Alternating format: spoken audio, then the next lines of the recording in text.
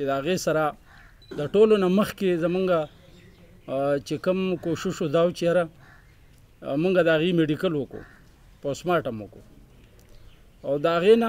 مونږ ته د ډاکټر چې کوم رایه د هغه راغله چې یاره د دې سره څه جنسي تشدد نه دی شوی د هغې نه وروسته مونږ د هغې چې کوم کلی دی هغه کلی داسې سچویشن دی چې یاره ټوله غرایزې علاقه ده تقریبا 2 غنټې خو هغې ته د روډ نه پیاده مزل دی او هلته د هغې خلکو زیات دغه چې دی مال مویشي دا ساتي یو غرایزه علاقه ده نو دغه سلسله کې چې کله مونږ د دې هغه بیکګراوند وکته او دغه کو نو مونږ د هغه کلي نه ډېر سسپیکټ مشتبهګان راچوت کړه چې هغه مونږ انټاروګیټ کړه خو د هغې نه مونږ ته څه داسې دغه میلاو نه شوه اخره کې بیا مونږ لیډیز زمونږ کنسټیبلان واغسته او د هغه کور چې کم د دې ماشومې مور وه د هغې خور وه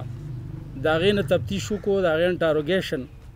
نو په هغې کې د هغې یوه خور وه چې د هغې فریده نوم عمر یې تقریبا 17-18 سالو دا د دې ماشومې چې وه مشره خور وه هغې انکشاف وکړو چې یاره زما او د هغې یو ګاونډي هلک دی چې هغه نوم یې دی منیرالله ولد علي فروز دا هم د بر بې لګا دی او دا جینۍ هم د بر بې لګا وه د دې او د هغې کور منځ کې تقریبا داسې 1 کیلومیټر فاصله وي چونکې د هغه ځای رواج داسې دی چې ځي هغې زیات ځي خپلې د روزمره استعمال کمې اوبه چې دي نو هغه چینه ده لاندې د هغې نه راوړي هغې نه د مال نه هم اوبه وړي او ځان له د روزمره د کور استعمال لپاره هم اوبه راوړي د دې منیرالله او د دې د کومه جینۍ چې د فریده د فریدې د بیان مطابق هغې چې کوم بیان ورکړو چې یاره 3-4 کاله مخکې دی په دې چینه کې میلاو شوي و د هغې نه د دې تعلق جوړ شو بیا هغې کې داسې ناجایز تعلقات د هغې جوړ شو د هغې د بیان مطابق چې دی لږ به زه بیا بلیک میل کولم او دا به یې ما ته لکه دمکي راکوله چې یاره که ته ما سره اوس تعلق نه ساتې نو زه به تا مطلب دی چې اغوا کړم او تا به قتل کړم نو په دې وجه باندې دغه سلسله شروع و دوی به یو بل سره میلاوېدل د دې وقوعې نه چې کوم په 28 تاریخ ماښام شوی وه د دې نه 2 ورځې مخکې د جمعرات په ورځ باندې دا جینۍ او دا لږ چې دي نو هلته کې یو ځای دی د دې کورونو سره شاته ونې دي چې هغې کې دوی دواړه میلاو شوي وو دا ماشومه چې وه د دې دا خور خالده دا په هغې باندې ورغلې وه او دوی په دغه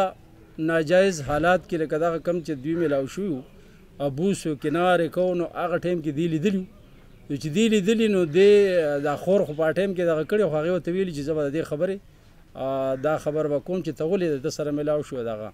د دې دواړو سره دا تشویش پیدا شو دغه سره د فریدې سره او د دې هلک سره چې یاره دا اوس زمونږ راز چې کوم دی د دې خبرې دا به ورسي زمونږ مور پلار ته او وروڼو ته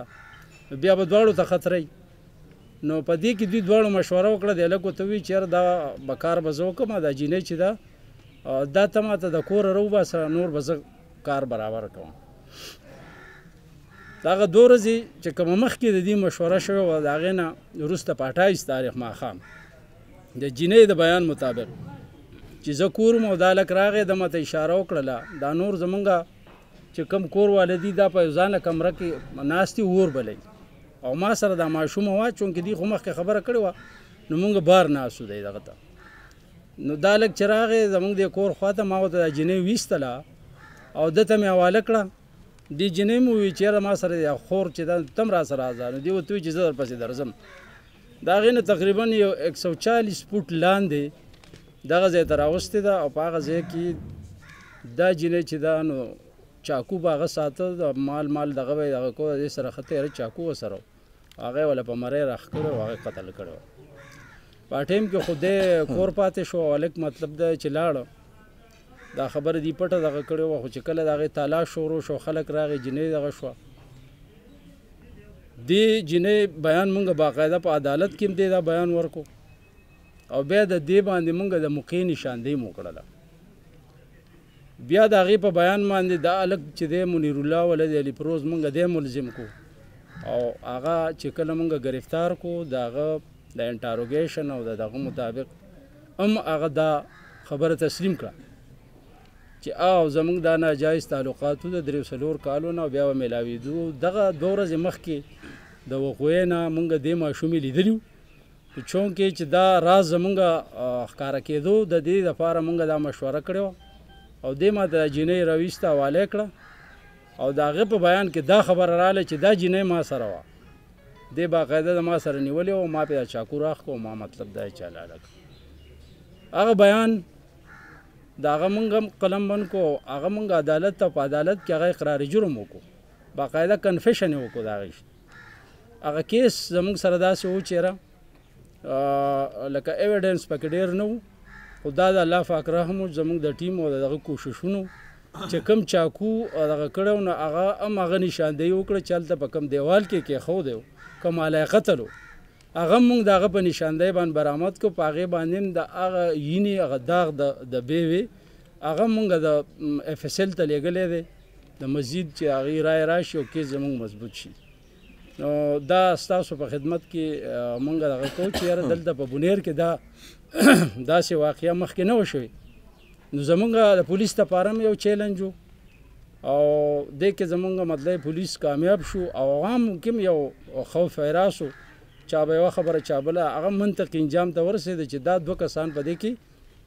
اصل ملزمان و، هغه مطلب دواړه ګرفتار شوي دي او دواړه جیل ته تللي دي. مزید به عدالت انشاءالله چې هغې ته د دې سزا ورکوي او زمونږ کوشش د کیس د مضبوطولو دغه دی چې څونه د پولیس نه کېږي هغه به کوي. ډېره مهرباني، شکریه.